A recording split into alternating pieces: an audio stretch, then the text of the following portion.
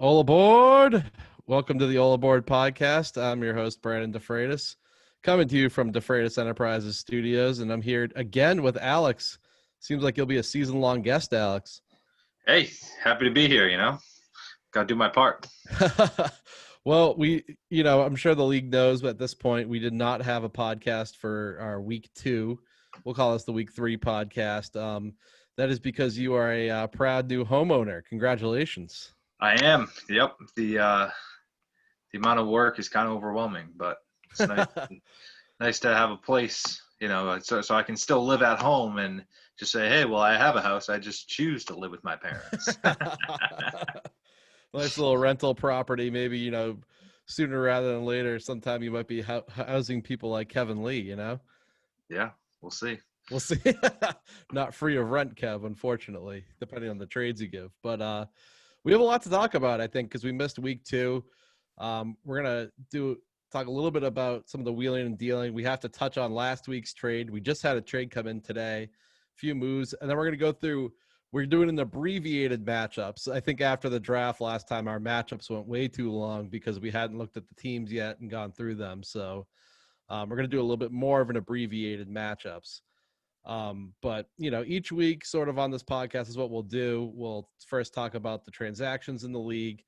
Then we'll go through the matchups across. And I think there's going to be some potential, Alex, for live streams on major moves. I would like that too. Like an ad hoc podcast in the middle of a trade, like going through sort of if we did that last week during your trade where there were arguments, it would have been funny to hop on for a 20-minute live stream. Sounds like the regime is trying to do live propaganda. I mean, for anyone not aware of Kevin wrote a top story this week about the DeFreitas regime. And he's accusing the two of us of running the league without a democracy. I believe I'm not even an official commish. I was the former commish. We're kind of co-commissions now, but so far you've been ruling with an iron fist. Well, I mean, it was never said to be a democracy, so I don't know where anyone got the idea that it was a democracy. We have a democratic style voting system for trade. Well, I before we hop into the league, I have to talk a little bit about a victory lap I have to make on you, Alex. We've been going back and forth for a while. Adam Thielen versus Stephon Diggs. This goes back 2 years when I had Diggs, you had Thielen, and you're like, Thielen's the better receiver. He goes up, he attacks it at the high point, all this.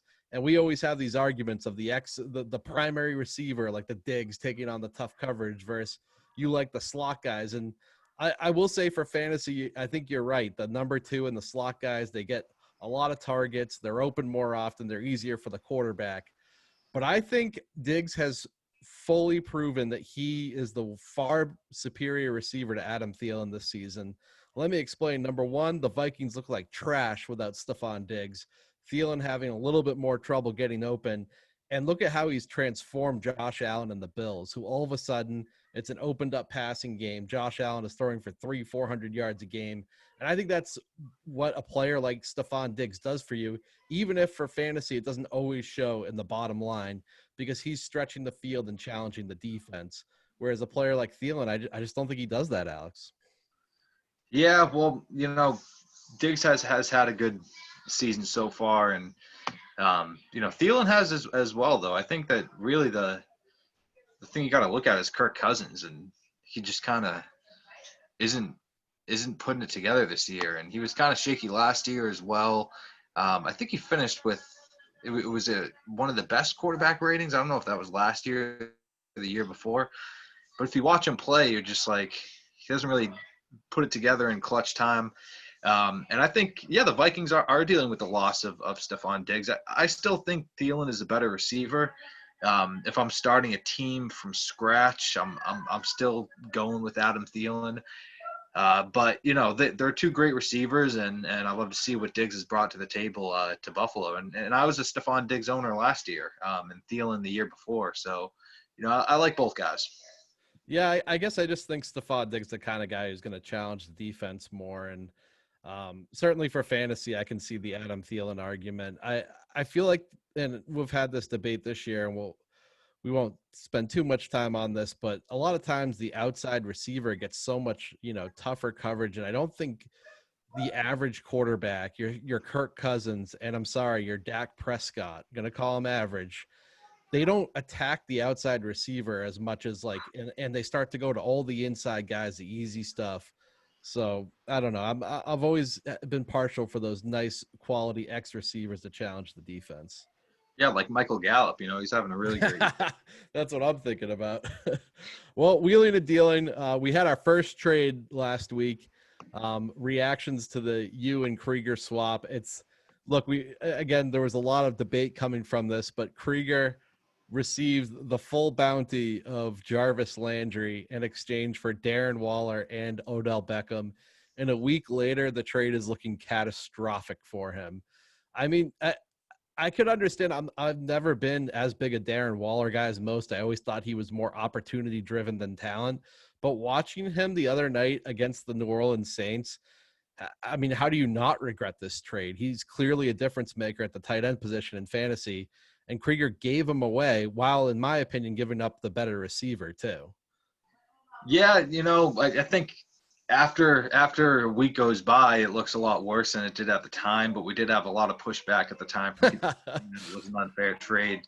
But it's just a little lesson in investing. You gotta buy low and then sell high. And it wasn't really so much selling high on Jarvis Landry. He put together an okay week one, but it was just really a buy low with Odell Beckham having 3 points, and then looking at a team and if they have two better tight ends, then they're going to consider giving up their third guy down the road. So that's kind of what I was looking at. And for the record, that the original trade that I offered was actually Jarvis Landry and Hayden Hurst, but Krieger really didn't want another tight end, so he elected just to give up a 2-for-1. So I think that made the trade look worse, because Hayden Hurst is a good tight end too. He's a startable tight end.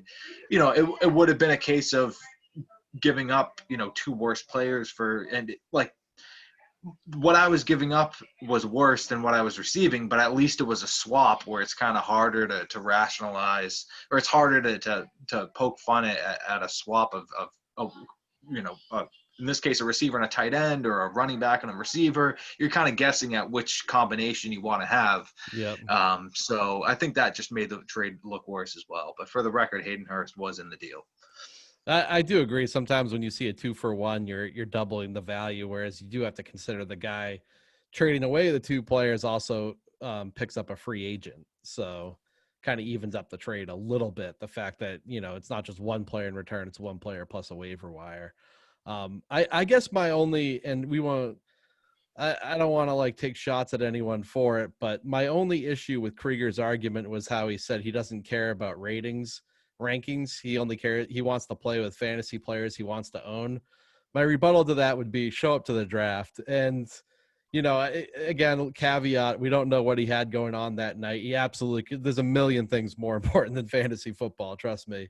But to his response on that, I would say, if you can, come to the draft to get the players you want instead of selling them off at below market value. Yeah, and like you said, there's a million things more important than doing fantasy football. But watching Frozen, for the record, is so there are definitely some rumors going out there that Krieger might have been watching some Frozen with his fiance. That's the rumor. We have not confirmed it. Looking at a trade that just came through now in the last couple hours here, we have Jason and Tony, and Jason is receiving Benny Snell as well as John Brown in exchange for AJ Green. I think this one's a really interesting one, and it's hard for me to say who's winning, but I look at it and Tony's getting a player who's I believe he has the top or the second most air yards in the NFL right now, and AJ Green, but a player that you and I know both feel could be, on the other side of the hill here, declining. And then Jason, for him, when you ride the James Conner experience, you don't ride the James Conner experience without Benny Snell. Otherwise, you're going to have a bad time. That was pretty good analysis. Yeah, I think that this is a case of a true win-win here. If I had to just kind of draw out of a hat here and say who won the deal, I think Jason might have came out a little bit ahead here just because I'm pretty down on AJ Green. Maybe that's because I'm the Tyler Boyd owner, but I actually think that John Brown, if I had to bet on it, is going to outscore AJ Green for the remainder of the season. So I kind of think that Tony is giving up a couple guys just to get a worse player. But if AJ Green corrals 7 more of those 13 targets and he has 10 for 13, receptions there, and it'd be a lot better stat line. So I see what Tony is doing. He's going for the player that he think he has more upside. And when you're putting together a team that you want to make a championship run, you really want to, solidify your starting lineup. Yeah, he's trying to do the buy low, like you were saying. And, I give him a little bit of credit because he's trading away John Brown, who like I said, it looks like that Bills offense is transformed by Stephon Diggs. If he's wrong and John Brown's a playable asset for most of the year, it could become a little bit of an issue for him in the deal. My one thing with AJ Green is there's been plenty of volume earlier this year. I'm starting to wonder if they're going to get other players in that passing game involved because he has been wildly inefficient. And my eyes told me watching that game, every time they threw to AJ Green, he didn't have enough separation. And on top of that, like if you don't have separation, like in N'Keal Harry, you got to at least win those, 50-50 balls. And he wasn't winning any of them. Yeah, I just don't know if they really have anyone else that is going to get involved. I'd love to see more of those looks go to Tyler Boyd, who put together a really good game on my bench. But we'll see what they end up doing over there in Cincy. For sure. Well, we're bringing back the ad of the week and the overpay of the week, and debuting a new award for the show, the value of the week. The reason for this is I had a tough time deciding between what the ad of the week was and what I wanted to pick a value pick, but I thought there was a really good, ad that was, more of an expensive one. So for the ad of the week, it's going to Tom, who picked up Darrell Henderson at $21. I think this one I was impressed with because Darrell Henderson was my top running back on waivers last night because he has potential season-long value versus someone like a Mike Davis, or any of the Giants running backs. Well, I guess the Giants running backs could have season-long value, but Henderson, could win that job. And Alex, you can back me up here. Before the games, I texted you, Kevin, and John B Sunday morning, and I was like, I feel like Henderson should be owned. There were reports he was gonna be involved, and I know Cam Akers is the sexy new toy on the block, but it's just last year that Darrell Henderson was that second round pick coming in for the Rams. Yeah, I can definitely verify that discussion was had. So kudos to Brandon over there. But, it also doesn't really take much to just open up a Twitter post and regurgitate it. I believe that was what was done. Yeah, but none of us picked him up despite the advice. Yeah, so I think it is the ad of the week when you look at the potential upside there. Personally, I just don't really want any part of these committees where one week it's one guy, the next week it's another guy. It's just, for the stash and the long haul, that I can see it. But Cam Akers, he was injured this past week, and so he'll be back healthy. And who knows? Just after the whole Malcolm Brown week 1 thing, and now Henderson does it. It just. But if you need a running back, and then I definitely agree that it is the ad of the week. I think one other thing to point out here is you've talked about it too, that when you're trying to decide how much fab to give, this was actually something that you talked about, which made a lot of sense. How sometimes people are like, all right, I'll spend 20 fab on Darrell Henderson, but then someone like Kev is like, you know what, I'm going to go 21 just to get everyone else who goes 20. But then more people think that way too. So Kev should have gone 22, and then he would have outbid, Tom, who also went 21. So it's almost like this, where you want to bid a couple more than what you think people will bid to solidify it. Right, for sure. And this one I thought was the ad of the week too, because Tom got it with a $21 bid, actually tied with Kevin, but Tom gets the tiebreaker for record. And Krieger bid 20. So all around the same. DK bid 75, but that leads us into the overpay of the week. The reason DK didn't win his $75 bid was because he had $0 remaining after picking up our overpay of the week, which was Mike Davis at $100 fab. And we've seen David Krieger do this multiple times. And, you know, at sometimes last time it worked for me, he paid 100 fab after week 1 for Philip Lindsay 2 years ago, had himself a top 12 back. And now he's staking his claim to Mike Davis at 100 fab. Alex, my concern here with the overpay is Mike Davis is a temporary solution. And like, to me, the Christian McCaffrey owner is where he's most valuable. And I believe Tony bid 60 something dollars. Like, I just like, yes, David needs a running back, but we don't know how long this is going to be. When Christian McCaffrey could come back in 3 weeks for all we know, and he's on IRR. Maybe he only misses 3 weeks and you get 3 weeks of Mike Davis for 100 fab. It just doesn't add up to me. Yeah, so I think what you're getting at is that he's most valuable for the McCaffrey owner in terms of playing him in this time that he's going to be the starter, and then also having him as a handcuff. We'll see if he actually would be handcuffed. But I would argue that in terms of starting him, there's equal value here. There's equal value for someone who's going to pick him up to start him for 3 weeks as it is for the McCaffrey owner to pick him up and start him for 3 weeks. It's just that ability to stash him and kind of handcuff him that the McCaffrey owner would have. Definitely, I mean, playing Monday morning quarterback, it's the overpay of the week. I completely agree with that. But I didn't actually know that Tony bid 60 fab, in which case you're only looking at a overbid of a max of 40, and then if he wants to make sure, then maybe he should have gone with an 80 fab bid, to make sure someone like Tony didn't get him. So I think now that I know that, it's less of an outcry that he dropped all his fab on this one guy. But to your point, Brandon, I think that just to bid all this for a running back that is a very maximum of 6 weeks as a starter, seems like a little bit, especially since that 6 weeks isn't in the playoffs, it's just kind of in the middle of the year. And but we'll see if it works out. If he puts together 4 or 5 15 plus point weeks, then maybe and actually be worth it. Wins David 4 weeks because of it, then yeah, I would say it probably is worth it.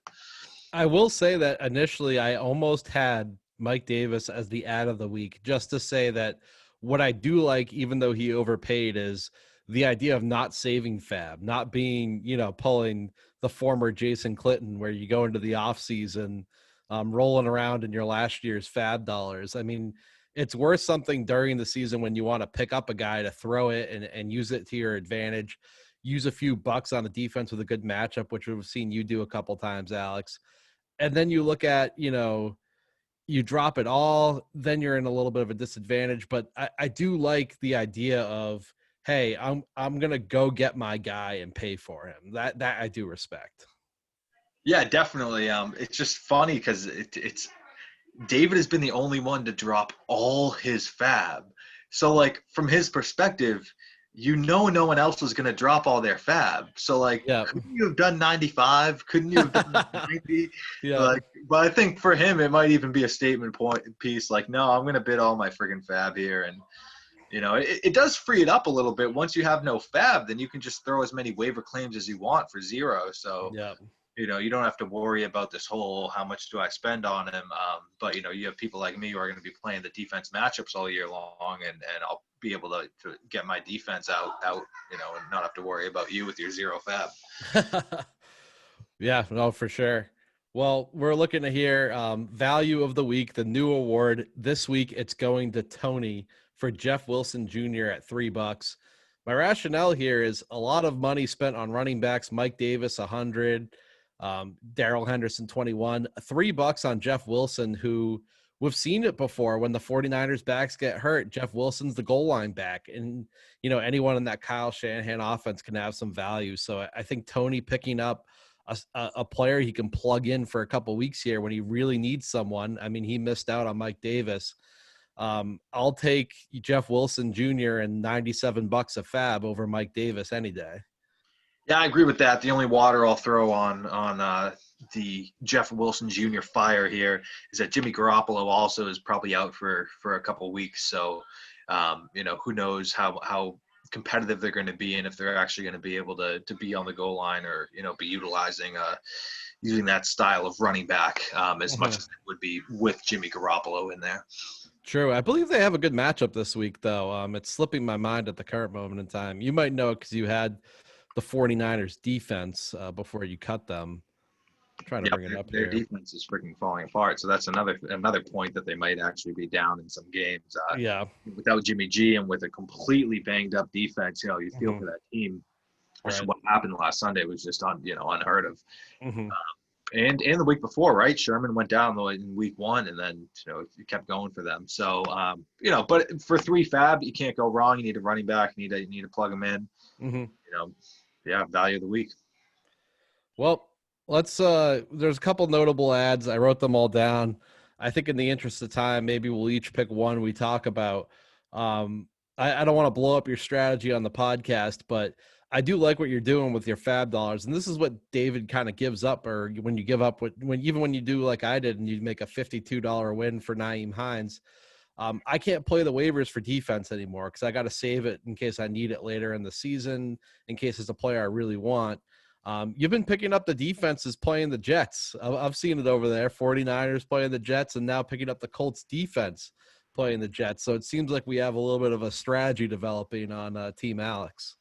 Yeah, it's not. I'll even divulge my strategy. It's not even just I'm going to pick up anyone playing the Jets. I just look at the matchup. What matchup I like, and then I feel like it's fab well spent. It didn't work out last week. The Rams actually got 7, I believe, which I had the Rams. 2-point advantage. Yeah, and the 49ers ended up getting 5. But it's a defense. It's just I'm trying to put my team in the best position to win. Obviously, it hasn't helped out for me for the first couple of weeks, but it's not only just the matchup, but the Colts D I think is actually the 3rd ranked defense. So it looks like they have a pretty strong defense overall, and then the fact that they're playing the Jets, I felt like it was 4 fab well spent. Mm-hmm. All right, you got one you want to highlight here from the list?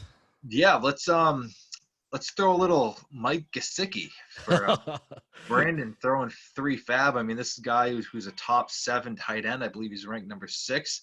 But you also have Noah Fant, who I believe is ranked number 4, who has a decent matchup against the Tampa Bay Buccaneers, who, their defense has been playing good, but, they're also a Brady offense, so you think they might be throwing the ball to kind of keep up with them. So what's the rationale here? Do you think you're going to hold on to these 2 tight ends for the long term? I'm going to hold on to them. I think, Mike Gesicki got, I want to say 12 or 13 targets. He had a bunch of receptions last game. If you look back into, the end of the season last year, he was playing at a flex level to begin with. I'm not saying I'm necessarily going to roll out 2 tight ends, but I don't think it's unreasonable to. And one of the things that Krieger's strategy or Krieger's auto draft kind of taught me too was don't always think a receiver is necessarily above a tight end, because I think Darren Waller is better than a lot of the receivers out there. I think Darren Waller is better than, putting up more points than the receivers I have on my team right now. So look, I just think Mike Gesicki is one of those potential breakout tight ends. I really like, he's like a 99 percentile athlete. And I was surprised I won with $3, if I'm being quite honest. I thought someone out there was going to go out and have more money than me. And Kevin opted for Dalton Schultz at $17 in a bid instead of his 16 for Gesicki. So he picked up Schultz. I personally would much prefer Mike Gesicki, but I'm not going to sit here and claim that Gesicki's definitely going to score more because, Dak Prescott loves to just go with the lazy option in the middle of the field, and maybe he's just going to pepper Dalton Schultz all the time. Yeah, the biggest thing will be considering that 14 extra fab that he spent for, to go with Dalton Schultz. Yep. All right, well, jumping into the matchups, and it's certainly when we get to one of our teams, we'll discuss the DeFreitas Bowl 2020 round 1. But let's start off here with a game that, Odell Beckham's no longer on Krieger's team, but I'm sure he'd like to be involved in this toilet bowl. We have a matchup of 2 0-2 teams, Michelle versus Krieger. All kidding aside, I think Michelle's team, I think it has a lot of potential. And I have Michelle heavily favored in this matchup versus Krieger. He lost Saquon. He's trying to figure out handcuff backs right now. I think it's going to take a little bit of time for him to recover, if he is going to recover at all. The one thing that I noted here to discuss in this matchup for Michelle is her flex positions. She's got a weak flex thing going on right now. I love the rest of the lineup: Josh Allen, Eckler, Sanders, Parker, Smith-Schuster, Ertz. Like, that's great. But then you have Anthony Miller and J.K. Dobbins in there. I would remove Anthony Miller and put Henry Ruggs this week. I made the recommendation before. It didn't really work out. Ruggs was targeted a couple of times in the Monday night game on deep passes. But the way I kind of see New England approaching this game is saying, hey, we're going to put a lot of attention on Darren Waller because clearly that's where Derek Carr wants to go with the ball. And if a Henry Ruggs is going to beat us deep, a Henry Ruggs is going to beat us deep. And I think there's a chance that Ruggs could beat that Patriots secondary. And you already saw a fast receiver this past week in DK Metcalf burn Stephon Gilmore. So I think Ruggs is going to have a few shots in this game, and I do believe the Raiders are going to have to go elsewhere because Belichick's going to do everything in his power to take Darren Waller out of the game. Yeah, I think Michelle has a good amount of options there as well, so it's tough. I mean, last week I ended up playing the two worst guys that I could have for flex, and I actually I lost because of it. But I didn't really. Well, we'll get into that a little bit, but it's always tough to pick your flexes here. I think the big thing that stands out for me in this matchup are the battle of the quarterbacks, and John actually picked up Stafford off of free agency this week. And, if he's going to have a shot in this game, he really needs Stafford to just pull one out of the closet here and end up getting a 25-plus point game, especially the way Josh Allen is playing. So I think Krieger needs a little bit of both. I think he needs Josh Allen to drop back down to reality a little bit and kind of score 25 or under. And then he also needs Stafford to score 25 or over on his side. I think he really needs to win the quarterback battle here if he's going to have a shot. Yeah, I agree with that. And I do like Matt Stafford in the Arizona matchup. He's got Kenny Galladay coming back. I had a $0 fab bid after my Nyheim Hines, expenditure to try to get Stafford back, even as a third quarterback. And I didn't get him. So I do think that's a good thing for Krieger. But, man, the way Josh Allen is playing, it's hard to see Stafford putting up the kind of numbers that Allen is, especially with Allen's rushing baseline.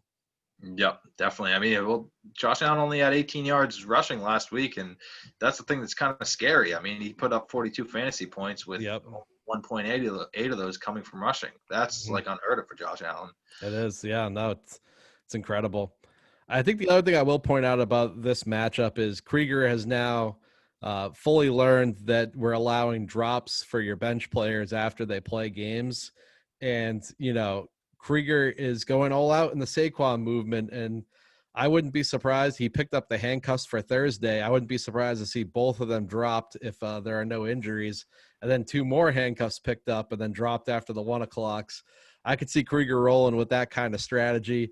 It's fair game this year. I do think it's something that we may want to review next year in terms of the constant ad dropping is a little bit much, I would say.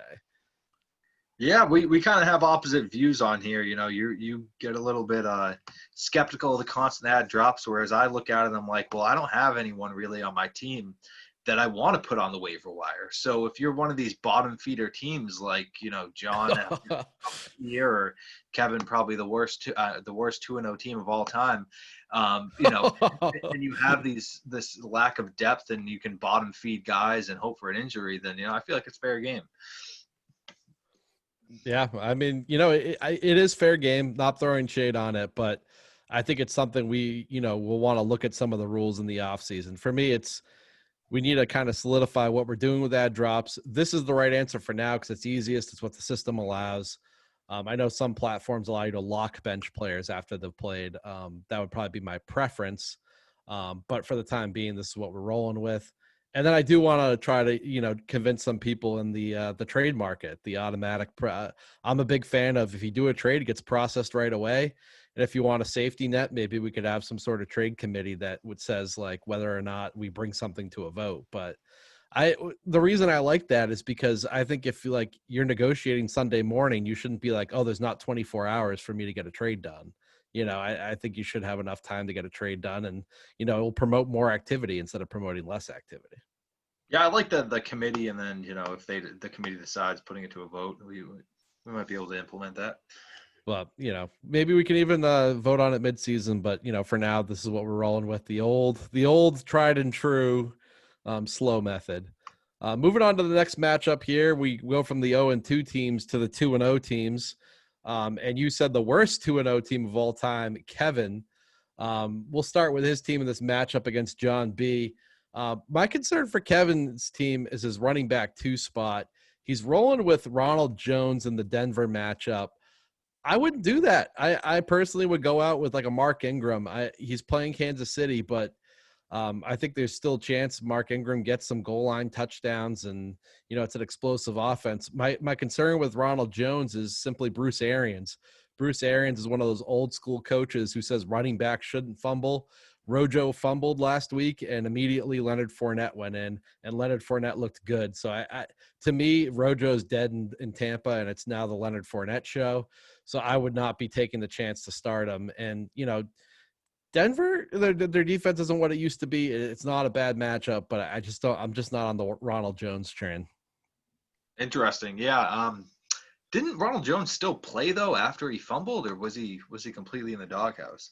I think he was mostly in the doghouse. That's when Leonard Fournette started to get more. Now I don't have the exact snap counts in front of me, but I do know historically Bruce Arians is really one of those fumble coaches. Yep. Those old coaches who are like, "You fumble, you're out." Yeah. It's like obviously, so they're going to fumble at some point. Yeah, definitely. So for me in this matchup, I'm kind of taking the easy way out, but I look at the quarterback position again, and quarterback is the most important position in fantasy football. And you have John B, who used his second round pick on Pat Mahomes, and Kevin Lee, who is rolling out the fossil dinosaur and Drew Brees, who should probably be on the waiver wire. But so the biggest thing here is Kev needs this like vintage Drew Brees. He has the matchup against Green Bay. I know that's something that he mentioned to say, "Oh, we'll watch and see what he does against Green Bay."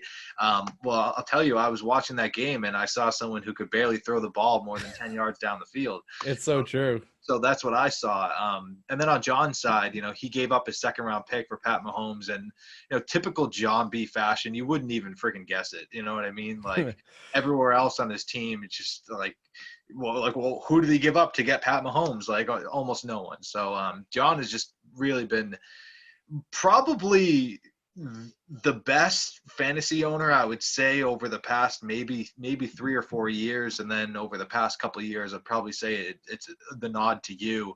But I think even before you really blossomed, John just has been absolutely on a tear for the past 3 or 4 years.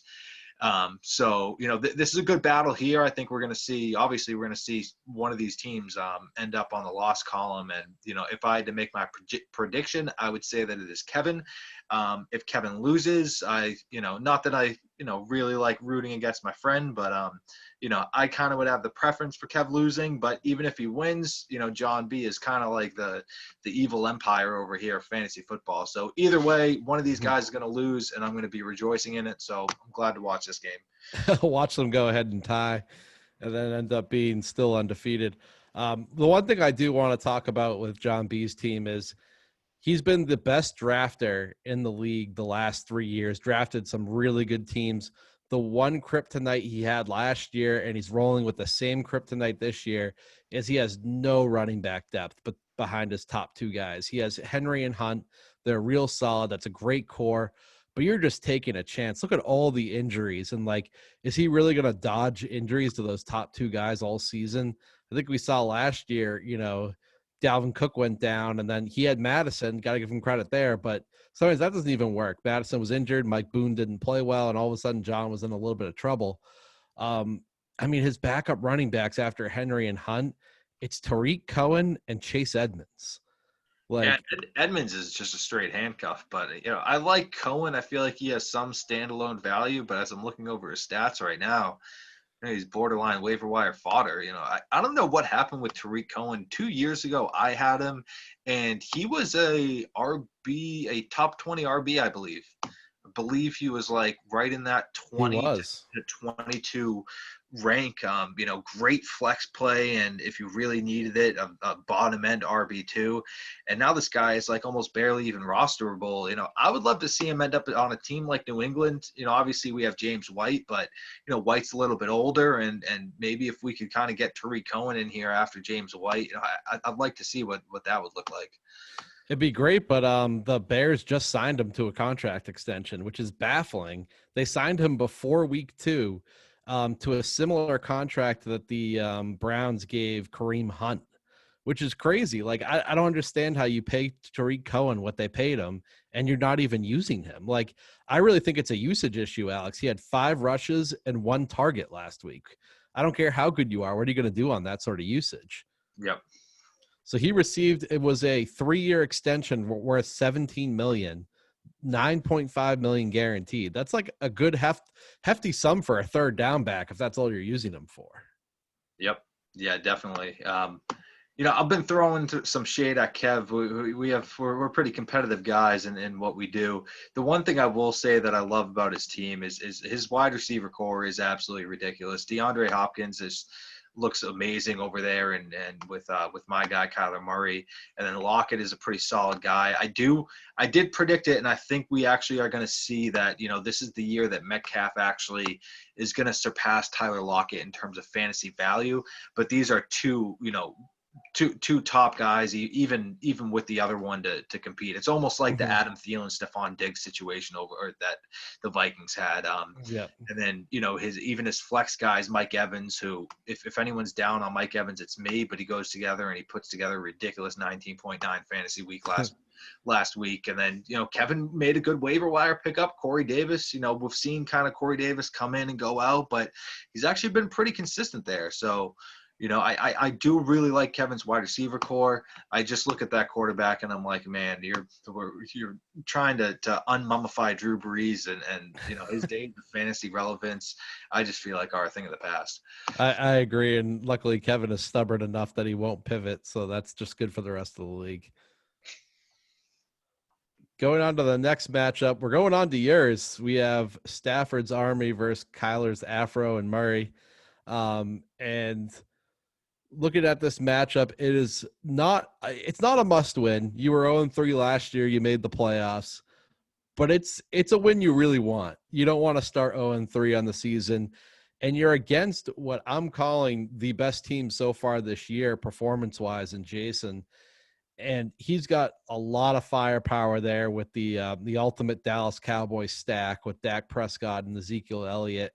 DK Metcalf, Tyreek Hill. Jason can really put up some serious points.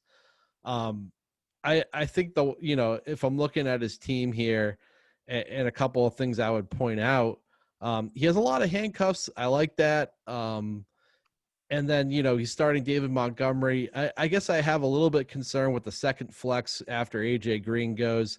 I guess it's John Brown. But then again, I'm picking out a second flex, which just automatically tells you the quality team that Jason has at this moment in time. Well, it's James Conner. Well, no, for AJ Green, I'm assuming he's going to put John Brown in there. Oh, okay. The deal going through. Right. Yep. Yeah, and John Brown is 2 straight. 12 plus fantasy point weeks. So pretty consistent as of now. Jason has been my Achilles heel, my kryptonite, or whatever you want to call it. Last year, I was in his division, and he beat me both times in the regular season, and he booted my ass out of the freaking playoffs. So the past 3 matchups I have against Jason are all losses. I really get queasy when I think about playing Jason in fantasy football, and this week is no different. Like you said, not quite a must win. I started out 0-3 last year, ended up making the playoffs. That's the advantage of the bye week and the six teams in the playoffs that, half the league makes it. So you just got to be on the better half of the league. And, but starting out 0-3, I remember that feeling last year, and it felt like the whole year was like over. But then I rallied. I think I won 3 in a row or 4 in a row. I think it was 3, and then I lost and was 3-4, and then won again, if I had to guess. But I won 3 in a row. So I lost 3, won 3, and then I was right back in it. I think the difference with this year is I look at these other teams, like the matchups I have coming up, and I'm like, man, they're all against juggernauts. Like I'm playing Tom, and then I think I'm playing John B, and then Michelle, and these are all solid teams. Yep. There's only a couple teams out there that I would kind of look at and say, all right, I really feel like I have a huge advantage over those teams.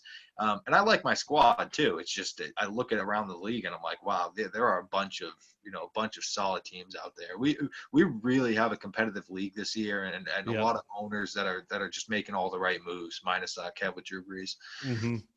Well, Alex, the one thing I do want to point out about your team in this matchup is would be remiss if we didn't talk about the $13 Chase Claypool ad. Kevin's boy. Have you heard from Kevin today after you picked up his boy? I have not, no, and it was one of those like funny things where I was like kind of dumping on the guy when Kevin owned him in typical Alex fashion, and then all of a sudden, I see some value, and I'm like, I'm going to spend some fab on him. But for me, it was I don't know what's going to happen with Mike Williams. With Justin Herbert, it just seems like they have no chemistry, and I don't know if he's going to end up being released. And then Scotty Miller dropped a touchdown pass and then was kind of in the doghouse. But we discussed a little bit with Scotty Miller, and it really seems like Brady, it's not so much that he really liked Miller. I think he actually likes his slot, quick wide receiver. Mm-hmm. Like you mentioned, as these quarterbacks get older, just someone who he can see, someone who he doesn't have to throw to the edge of the field. Where Brady got the pick six when he tried pushing the ball out there to his right. So we saw, what was it, Justin Watson? Is that his name? Yep. So, yeah, Scotty Miller goes and starts playing the outside, and then Justin Watson becomes that guy. So I think when Godwin comes back, Miller will have some value. But is he really a guy that I want to play? Maybe not. So I looked at the potential upside in picking up Chase Claypool, and let's say he ends up, get really developing like Kevin thinks that he will, and then I have a big play guy that I can roll out in my flex and could actually win me a week. So that's why I dropped 13 there. All right. Well, I'm sure Kevin is going to immediately claim that he doesn't regret the drop. So, in classic Kevin fashion, we'll move on now to the David and Tom matchup. It's a 1-on-1, and then Tom with another slow start in the league. I always feel like he puts together good squads, and he just hasn't had a whole lot of luck since joining the league so far. But I look at his team, and I think one of the biggest things for him is Jonathan Taylor looks like he's a top. He's an elite back now. I mean, he got 20 carries, I feel like, before halftime with a great offensive line. So Taylor's immediately going to be a great player for him. And he's got Chris Carson. The tough thing is now Devontae Adams has a hamstring injury. We don't know if he's going to go. And Michael Thomas, he had Adams and Thomas. He was the former best receiving core in the league. They're both banged up, so it's a little tough on Tom's account, and he needs a win. I think he almost needs Adams to be out there this week to really have a chance. Otherwise, he could throw out Golden Tate, Darrell Henderson, Devery Henderson. Wow, it goes way back to the Saints years ago. But yeah, I think it'll be tough for him if Adams isn't healthy. So Sunday night game at 8:20. We're on the podcast, so I'm just going to whisper. I believe Marcus Valdez-Scantling is now available after released by Krieger. So if I were Tom, I would pick up Valdez-Scantling when he clears waivers, or maybe even throw in a couple of bucks. And then you have a Sunday night player that you can wait all the way until Sunday night to see if Devontae Adams is active. Yep. Yeah, definitely. Tom's kind of in the same situation as me, where it's just going down 0-3, and that actually happened to Tom last year. I think I was the only 0-3, so I don't think he was 0-3, but he had a slow start, and then he just wasn't able to recover. He got really close too. His team was playing great towards the end of the year, and that's what's just so hard about starting out slow. So I'll be rooting for him. In this week, maybe if I lose, it'd be nice to have another 0-3 team in there as well. But yeah, I do feel for him. He's put together some good squads and just hasn't put it together. David, on the other hand, was in the championship game. He was a runner-up of the league the first year he was in the league. And ever since then, he's been draining all his fab and just hasn't really put it together. So I'll be interested to see how much Mike Davis actually contributes to him this week. If, like we said, if he has a big week, then all of a sudden, it starts to be more understanding why he ended up spending all his fab. think we have another quarterback battle here. We have Lamar Jackson, who David picked in the first round. So anytime you use your first round pick on a quarterback, you really want him to really produce. And Jackson is only the 10th ranked quarterback, so he hasn't really lived up to that first round pick. And Aaron Rodgers, on the other hand, was probably the steal of the draft. What was he? Second to last round, or just some crazy drop in there. So we'll see if Lamar Jackson can give David an advantage, and we'll see what Rodgers does for Tom. Yeah, he really needs Jackson to be a difference maker at the position he drafted him in. It does help that initially after the draft, his running back core was Adrian Peterson and James White, which was very shaky. But he hit on James Robinson, who looks fantastic for the Jacksonville Jaguars. So I think once again, David getting an undrafted free agent running back, he's shown the ability to identify that with Philip Lindsay, as we mentioned before. And he's got his $100 baby, Mike Davis, now operating in the running back 2 spot. We'll see how that works out for him. The running back depth is still a concern for him, but he has so many receivers that, I feel like he has some trade value to go out and maybe get a guy, at some point, if that's what he wants to do. It looks like he has to make a cut. So I guess my one tidbit I'll point out is I feel like Damiere Byrd's the guy. I like Damiere Byrd. DK is historically a big time New England homer. He always owns the Patriots, and Bird, good player for the Patriots, not a whole lot of value for fantasy, in my opinion, despite his 72 yards last game. Yeah, I think he'll be a good possession guy, but we've seen what the Patriots are going to do in the red zone, and if sure as hell isn't going to be throwing it to Bird.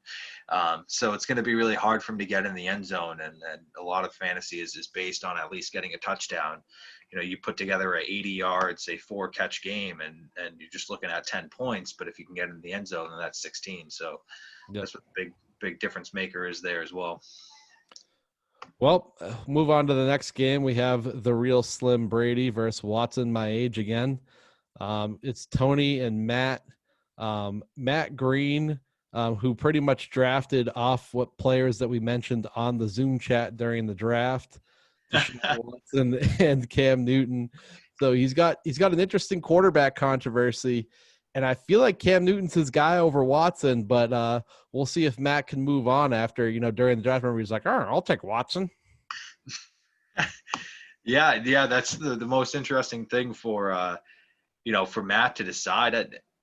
I'd probably roll with Cam Newton. I mean, they've got a plus matchup here with the Raiders, and two offenses that could end up going at it. And Watson actually has a really tough matchup against the Steelers. So, I'd roll with Cam Newton. I'm a little bit better because I feel like I probably would have had him if you didn't say anything. But then I'd have a quarterback controversy of my own. So I'm happy rolling with Kyler Murray.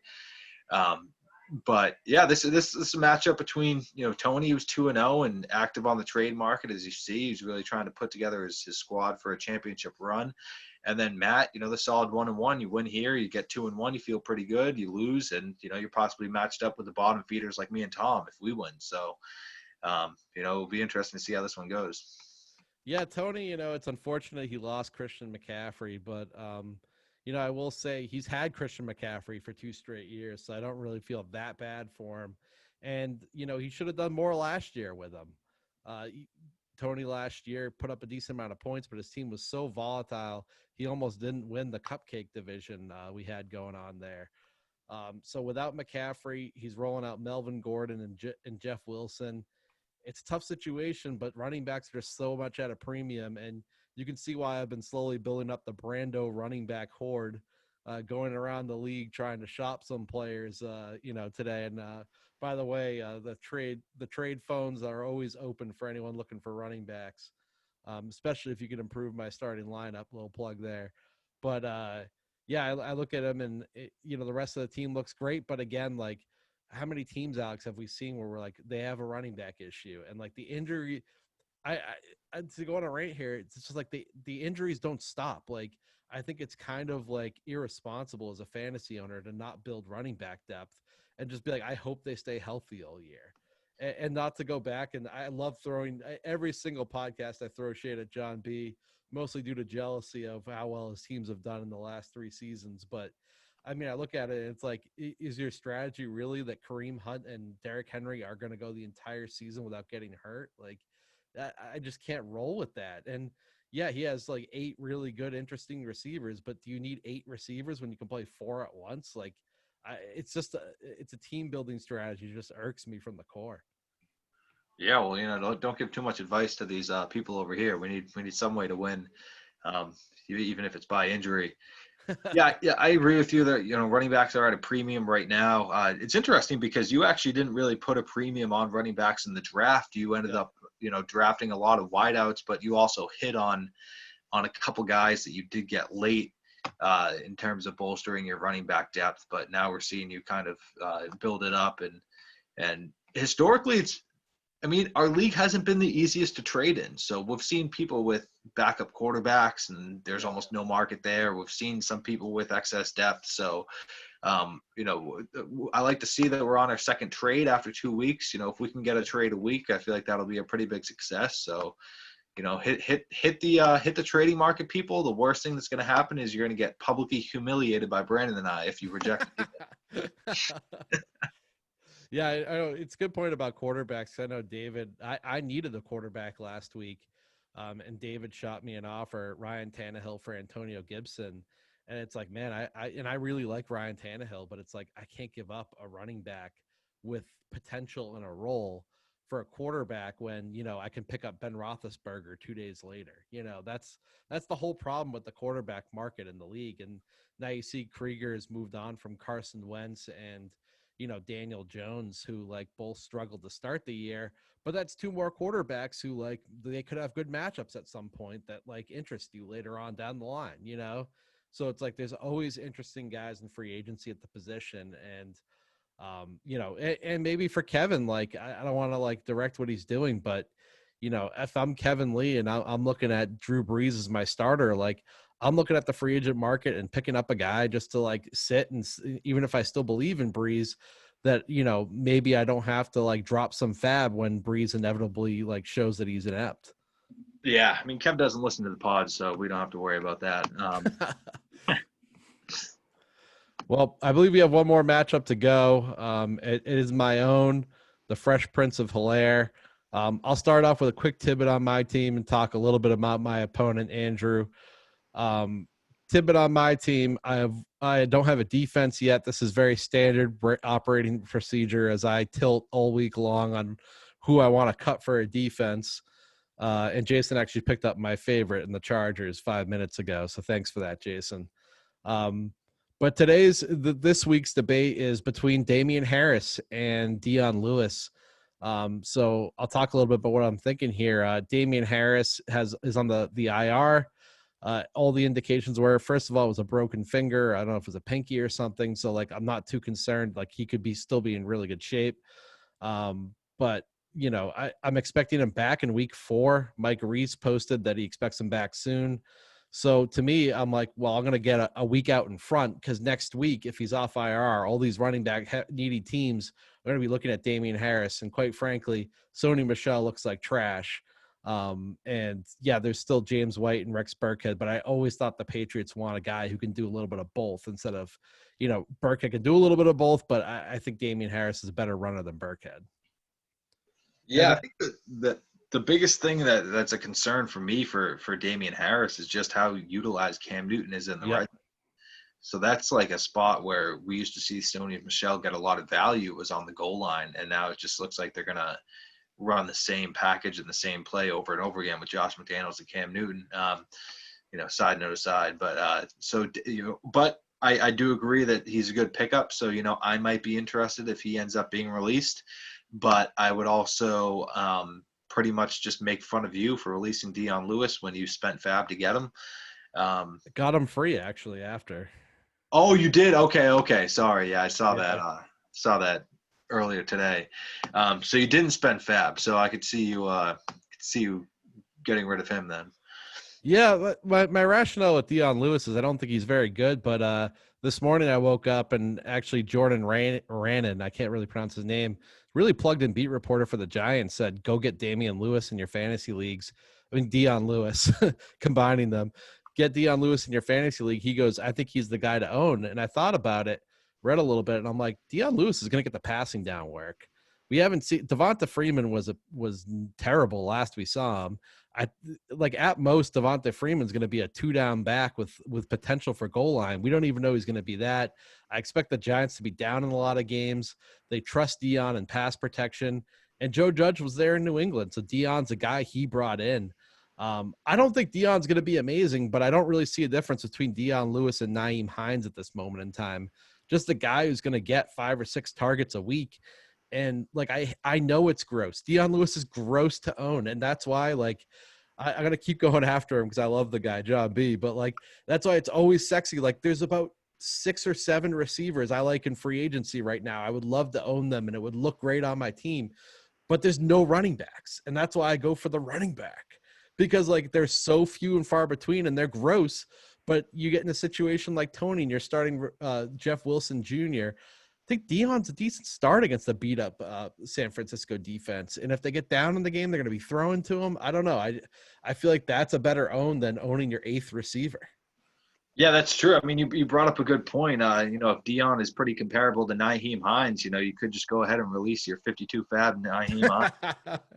I could, but I don't necessarily have take lock here, but I'm going to hold on to Nyheim Hines a little bit. I think what happened with Indianapolis is a little game flow dependent, and they've shown that they do like to use them. Phillip Rivers throws to the backs. All that is true. So I'm going to hold a little bit longer, but decide between Dion and Damian, depending on the news. And for anyone hoping to get these backs this week, you won't, because I'll be dropping on Saturday for a defense. And that way, if Dion has a good week, someone else gets to blow some fab on him. Smart move. So I guess we should kind of analyze this matchup a little bit here. I think the one thing that stands out for me on Andrew's side, and Andrew is another team that has a great starting lineup, but almost no depth. And what he's looking at is he's holding another fossil in Rob Gronkowski, who is basically a glorified blocker at this point. Kind of crazy. It'd be hard to drop Gronk just from a league with a bunch of Patriots fans, but I feel like he should probably be dropped. And then he's actually rolling out Devonta Freeman, who just got signed by the Giants. So, we'll see if he can get cleared for this week action. And, I would think that he would. And that would be the only one that I would kind of say, all right, well, should he roll out Devonta Freeman? Should he go with maybe a N'Keal Harry playing against the Vegas Raiders over there? And Mostert's doubtful. So, tough to kind of rely on that. But it is a Sunday 1 p.m. game. So, if he gets cleared to play, maybe he rolls out Mostert. And even as a Dion guy, I will say they are reporting that Freeman is expected to play in the first game. I'm taking my bet that Dion's the guy to own there over Freeman, but, I could be wrong. And Andrew's been holding for a few weeks, and I got to give the league some credit, because a lot of times you go to look at the top waiver guys and most people are already owned every time in our league. Oh yeah, it's actually frustrating. You look at the ad drops. You're like, this guy's been owned. This guy's been owned forever. Devonta Freeman, dude, this guy was drafted. He wasn't on a team and he was freaking drafted. I had a buddy at work today. I was telling him about my rationale for Dion Lewis and Damian Harris, which clearly I like to talk about. And he was kind of making fun of me for having those players on my team. And I'm like, dude, well, you're in a 10-team league. Like, there's such a difference between a 10-team and a 12-team league. You have to dig deep. You have to think about those things, which is why I prefer it. Like, I don't want just Josh Kelly sitting out on waivers for anyone to pick up, Yeah, well, we also added another bench, or we added a flex spot, which, added another bench or another just guy that you can have in your team. We've even floated the idea of adding one more bench spot, because it just seems like there's a lot of guys that probably should be owned. I was kind of hesitant to do it because I feel like it gives players like you the advantage who, spend their whole entire summer sitting on a lawnmower listening to the fantasy footballers. So the people who tend to do more research, know which guys to stash. So that's kind of one reason why I'm hesitant. But, I do like how competitive our league is. It's a blast. And I feel like it's been a while since we've had everyone kind of paying as much attention as they are. Yep. John didn't draft, which, we still don't really know if it was frozen or if it was a more legitimate reason. But besides that, like, I couldn't be more happy with how the league started. Yeah, me neither. It's very competitive. There's no real cupcakes. And I know we've been ripping on Krieger for the trade a lot, but if Saquon was healthy, I think he's a competitive team too. He's just in such a tough spot, and it's fantasy football. You lose a pick like that, it's so hard to replace them. Yep. One more thing I want to say about this matchup. I mean, you guys are projected to be within a point of each other, so this is projected to be a very close game here. And I guess you don't have a defense, but he also has Devonta Freeman on bye, who has 0 projections. So it should be a close game. And what I really look at, I'm gonna just beat the dead horse a little bit here as the quarterback position. You're going against Russell Wilson, who is, arguably the number 1 ranked fantasy. He is the number 1, but arguably the best fantasy quarterback in the league. And you're rolling out Gardner Minshew. How confident are you in rolling out Minshew? I'm confident in Minshew and Roethlisberger, but I'm gonna say I'm giving up points to Russell Wilson either way, because I think Minshew and Roethlisberger, like, their high end is 30 points. Russell Wilson can put up 50. So like I am giving up an advantage there and trying to make up for it in my flex positions is really, and that's how my team was organized. Yep. Last week you got a huge performance from Aaron Jones, single-handedly, put the nail in the coffin for me. He's the number 1 ranked running back after 2 weeks. He has a matchup against the Saints, which I would say is a pretty plus matchup there. I mean, New Orleans has a decent defense, but they haven't played crazy this year, and I think people are expecting that to kind of be a little bit of a track meet. And Aaron Jones just looks so good receiving passes from from Aaron Rodgers as well. Yeah. So, we'll see how you can compete with his kind of 1-2 punch of Nick Chubb and Dalvin Cook. Yeah, it's definitely it's a powerhouse. It's Aaron Jones and Edwards-Helaire versus Cook and Chubb, so it's one of the better 1-2 punches across the league, but on both teams. So definitely looking forward to seeing that matchup.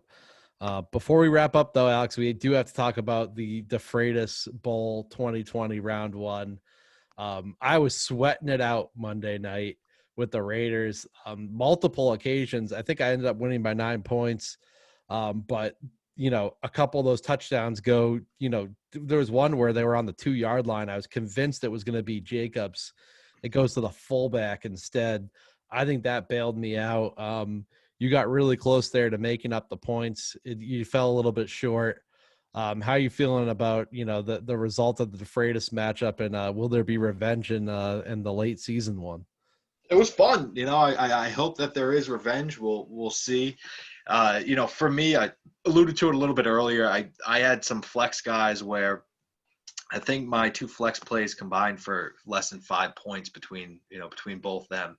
So that was devastating because everyone else on the bench, Russell Gage, Tyler Boyd, even Hayden Hurst, they all got into the end zone. They all got above 10 points. So if I played pretty much even with just one of those, I think I would have won. Playing one, not even swapping both them, but just if I made one different change my flex, I would have won. But that's fantasy football, and the one thing that we talked about too while we were golfing is I was set on my flexes, which I didn't teeter at all. I loved the matchup with Mike Williams against the Chiefs, and then Tyrod Taylor got injured, and he didn't have any rapport over there with Justin Herbert, so that didn't work out. And then Scotty Miller, we didn't have Chris Godwin, so Scotty Miller looked like a really plus play. And then he just dropped a touchdown and went into the Brady doghouse, or it's maybe just Brady is butt buddies with whoever is, some small, quick guy running across the middle of the field. I think that might be more of what it is.